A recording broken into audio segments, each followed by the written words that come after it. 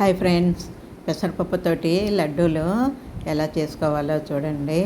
జనరల్గా అందరూ మినపప్పుతో చేసుకుంటుంటారు, సున్నుండలని చేస్తారు కదా. కానీ కొందరికి మినపప్పు పడదండి. అలాంటప్పుడు పెసరపప్పుతో కూడా చేసుకోవచ్చు. చాలా సింపుల్ అండి, ఎవరైనా చేసుకోవచ్చు. దీనికి పాకం పట్టాల్సిన పని లేదు. పెసరపప్పు ఒక కప్పు తీసుకున్నానండి. ఒక కప్పు పెసరపప్పుకు ఒక కప్పు బెల్లం అన్నమాట. కొలత కొద్దిగా తీపి తక్కువ కావాలనుకుంటేను ముప్పావు కప్పు తీసుకోవచ్చు. పెసరపప్పును మాత్రము సిమ్లో పెట్టి బాగా వేపాలండి. మంచి వాసన వచ్చే వరకు వేపాలి. అలాగా 10 నిమిషాలు వేపితే సరిపోతుంది. కొందరు మినుములు కూడా మినుములు కాదండి, పెసలతో కూడా చేసుకుంటారు.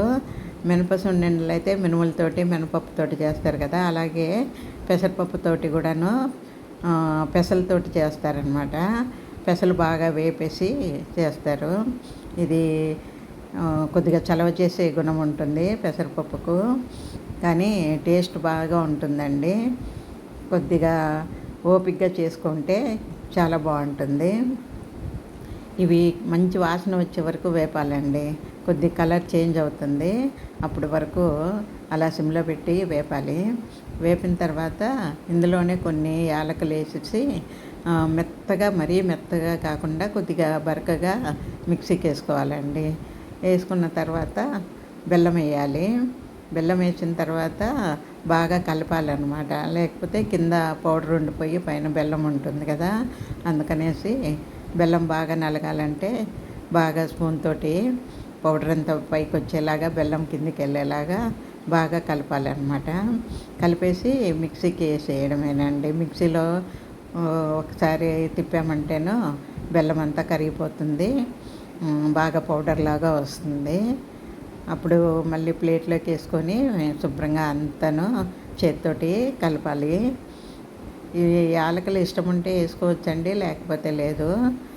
మామూలుగా సున్నుండలకు కూడా వేసుకుంటాం కదా, అలాగే దీనికి కూడాను 2-3 వేసుకుంటే సరిపోతుంది. ఎందుకంటే పెసర వాసన రాకుండా ఉంటుంది.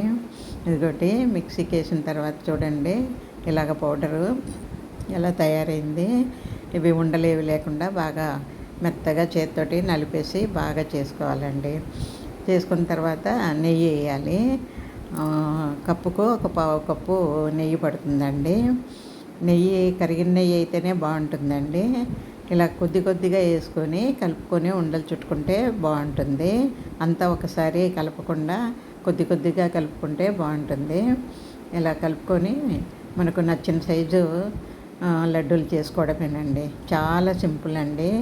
హై ప్రోటీన్ ఉంటుంది ఇందులో. ఇంకా జీడిపప్పు, కిస్మిస్ ఇలాంటివి ఏవి అవసరం లేదండి. వీటితోటే ఉండలు చేసి తీసుకుంటే సరిపోతుంది. ఇదిగోటి చూసారా, ఒక కప్పుకు నాకు 14 వచ్చాయండి. అంటే మనం తీసుకున్న క్వాంటిటీని బట్టి, మనం చేసే లడ్డూలను బట్టి చిన్నవైతే ఎక్కువ వస్తాయి, కొద్ది పెద్దవైతే తక్కువగా వస్తాయి. ఇవి పాకం లేకుండా చాలా ఈజీ కదా. మీరు చక్కెర కావాలంటే చక్కెరతో కూడా చేసుకోవచ్చండి. కానీ వైట్ది కాకుండా బ్రౌన్ షుగర్ అని అమ్ముతారు కదా, బ్రౌన్ షుగర్ తోటి చేసుకోండి ఇష్టమైతేను. పూర్వం అందరూ చక్కెరతోటే చేసేవాళ్ళు, ఇప్పుడు చక్కెర ఎక్కువ వాడద్దు అంటున్నారు కదా, బెల్లమే అన్నిటికీ వాడుతున్నారు కదా.